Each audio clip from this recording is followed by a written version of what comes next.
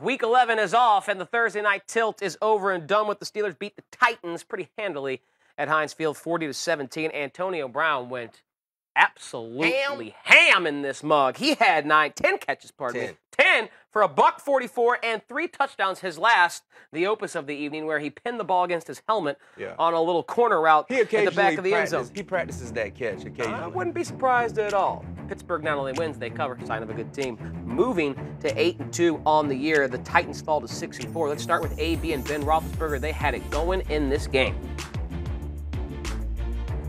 Steelers 8-2. Yeah. Atop that division, but I want to talk Big Ben and AB. They had it going in this game. The 3 touchdown catches for AB. And Roethlisberger is someone who has been, like we said, kind of a point guard at times this year. He won this game because it wasn't Le'Veon Bell in that rush attack. It was Big Ben, AB. He also threw a 4th touchdown pass to Jesse James.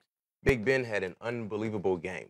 I think based on how well he played, this was probably his best game when you look at his numbers. Now, granted, the first half, they had some issues in the red zone, and that has been their storyline for the entire season, the inability to score touchdowns in the red zone. But tonight, in the second half, he found his top target. They took advantage of the mishaps, and it was just man-to-man, beating the man in front of you, and that's what Antonio Brown did. We didn't see Juju Smith tonight. Right. Tonight, it was number 84. Right. We didn't see Martavius Bryant in the red zone. It was all about Antonio Brown. And anytime Big Ben gets an opportunity to see one-on-one on his pass catchers, especially 84, he's going to attack it. So I think this team, offensively, they're starting to hit their stride. And Le'Veon Bell was not the vocal point, and they put up 40 points. So that's impressive. And when you transition to the defensive side, that defense, they're playing real good football. They're forcing turnovers. They had 4 interceptions, 5 sacks.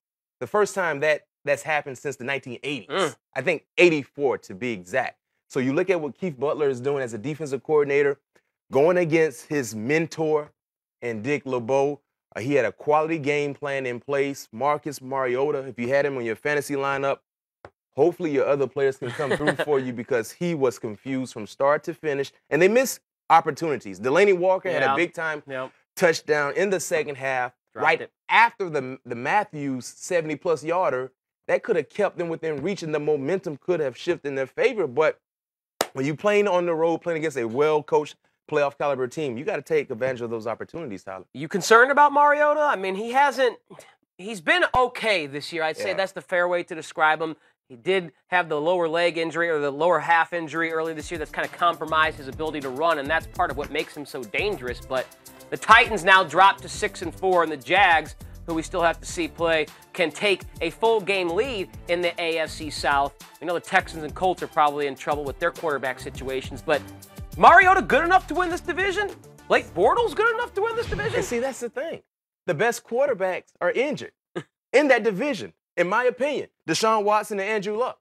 Based on what we've seen early in Deshaun Watson's rookie campaign, he was performing as the best quarterback, and I'm a bit concerned with Marcus because he's not aggressive. And I believe he has the players surrounding him, but for whatever reason, he seems to be standing in the same spot because we feel like this would be a big year for him to make that jump because before he broke his leg a year ago, he's playing real good football. He was playing real good football. So they're not running the football like they did a year ago. They're not taking advantage of mismatches in the secondary like they did a year ago. And that defense, you don't know what defense you will see from Tennessee. You may see a defense that's playing real good football.